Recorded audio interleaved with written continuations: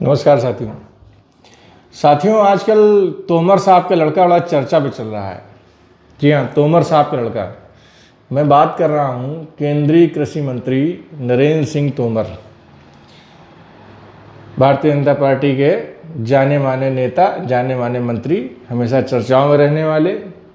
वो कैसे, मैं आपको बता दूँ, जब किसान आंदोलन चला था तब तोमर साहब भी बहुत एग्रेसिव मोड में थे किसानों के लिए। तो यही तोमर साहब हैं जिनका लड़का आजकल करोड़ों में खेल रहा है, और एक आध करोड़ में नहीं, 100, 200, 300, 400, 500, 1000 करोड़ में खेल रहा है। इतना पैसा आया कहाँ से इन लोगों के पास, समझ में नहीं आता है। डील चल रही है 100-100 करोड़ की, 200-200 करोड़ की, 250-250 करोड़ की, और कहने को ये भी आ रहा है कि ये तो छोटा सा पार्ट है दलाली का। काम सेट करते हैं 100 करोड़, 200 करोड़, 1000 करोड़, ऐसे कमीशन चलता है भाई साहब। सोचिए रहा बात को, केंद्रीय मंत्री होना कितना फ़ायदेमंद है। तो फ़ायदेमंद है कि नुकसानदेह है, ये तो नेता ही बता पाएगा, क्योंकि भारतीय जनता पार्टी इस पर कोई एक्शन तो ले नहीं रही है। मैं जानना चाह रहा हूँ, कहाँ गई ईडी, कहाँ गई सीबीआई, जो 100-100 रुपये के लिए छापे डाल देते हैं विपक्षी नेताओं के घर पे, जेल में डाल देते हैं।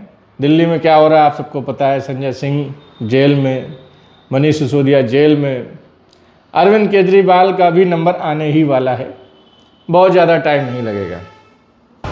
तो सवाल ये है कि ये जो जेल वाला कांड हो रहा है पूरे हिंदुस्तान में, हर जगह जहाँ जहाँ इलेक्शन है वहाँ विपक्षी नेताओं पे तलवारें लटक रही हैं। भूपेश बघेल के ऊपर महादेव ऐप वाला घोटाले की जांच और आंच बड़े बड़े बिजनेसमैनों पे आ गई है, जैसे कि डाबर के जो मालिक हैं उन पे भी आ गई है आंच। तो गिरफ्तारी का वारंट भी हो गया।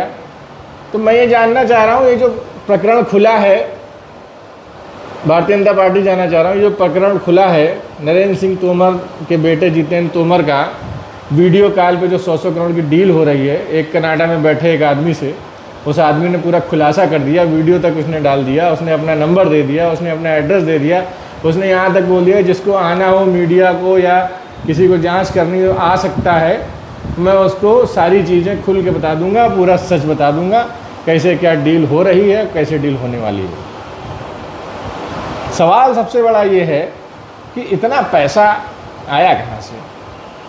कृषि मंत्री हैं तो क्या 1 लाख बीघा ज़मीन भारत सरकार ने उनके नाम कर दी होगी कि हाँ चलो 5 साल के लिए तुम रहे हो तो 1 लाख बीघा ज़मीन तुम्हारा नाम हम करते हैं, कमाओ हज़ारों करोड़, सैकड़ों करोड़। या फिर बहुत बड़े राजघराने से है तोमर साहब, जैसे सिंधिया परिवार हैं, ऐसे ही कोई राजस्थान या में कहीं पे उनका कोई राजघराना है, या बहुत बड़े जमींदार हैं।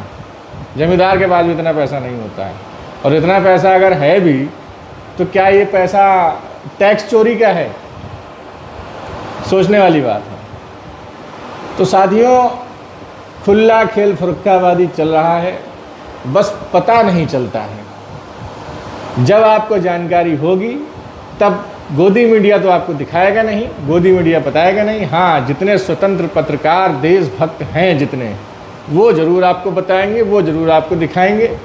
मगर भारतीय जनता पार्टी इसमें कोई एक्शन नहीं लेगी, भारत सरकार इसमें कोई एक्शन नहीं लेगी।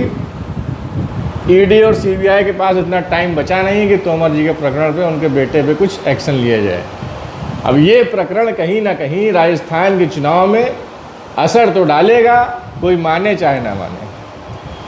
अब कहते हैं कि 5 राज्यों में चुनाव चल रहे हैं, भारतीय जनता पार्टी 5 राज्यों में कांग्रेस का सूपड़ा साफ कर देगी। 2 राज्यों में तो ऑलरेडी कांग्रेस सरकार है। मगर अगर हार गई तो क्या होगा?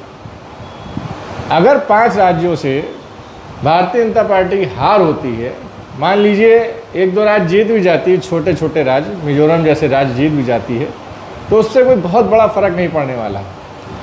मगर एमपी, राजस्थान और छत्तीसगढ़, ये 3 ऐसे प्रदेश हैं जहाँ पे कांग्रेस बहुत ही मजबूत स्थिति में है, और ये अगर भारतीय जनता पार्टी जीतती है तो उत्तर प्रदेश में भूचाल आने वाला है, और भारतीय जनता पार्टी हारती है तब भी उत्तर प्रदेश में भूचाल आने वाला है। क्योंकि एक तरफ केंद्रीय नेतृत्व में सवाल उठ रहे हैं और दूसरी तरफ केंद्रीय नेतृत्व यहाँ राज्य में मुख्यमंत्री को काम नहीं करने दे रहा है।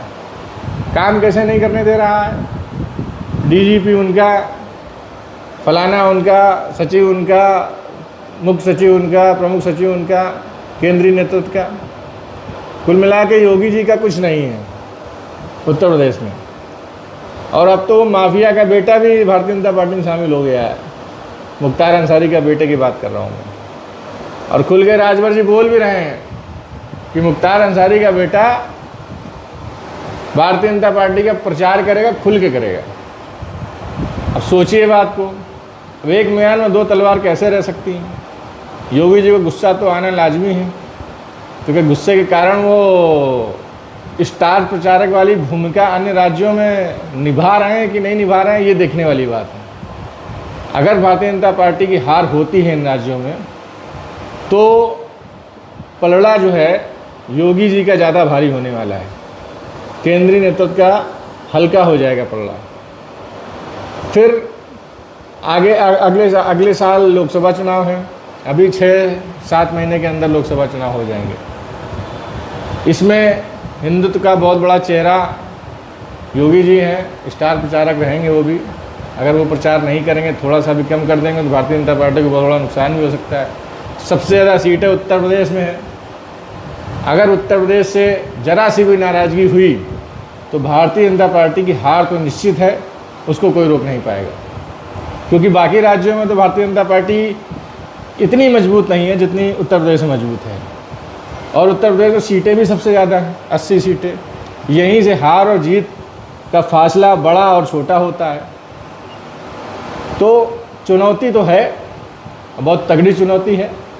और कहीं ना कहीं ये सब जो वीडियो तोमर साहब के वायरल हो रहे हैं, एक आधे वीडियो और लोकसभा के चुनाव के पहले कुछ मंत्रियों के और आ गए तो और छीछा लेदर है। तो देखते हैं आगे और क्या क्या होता है। कुछ भी अपडेट होगा तो हम आप लोगों को देते रहेंगे। देखते रहिए हमारा चैनल। बहुत बहुत धन्यवाद।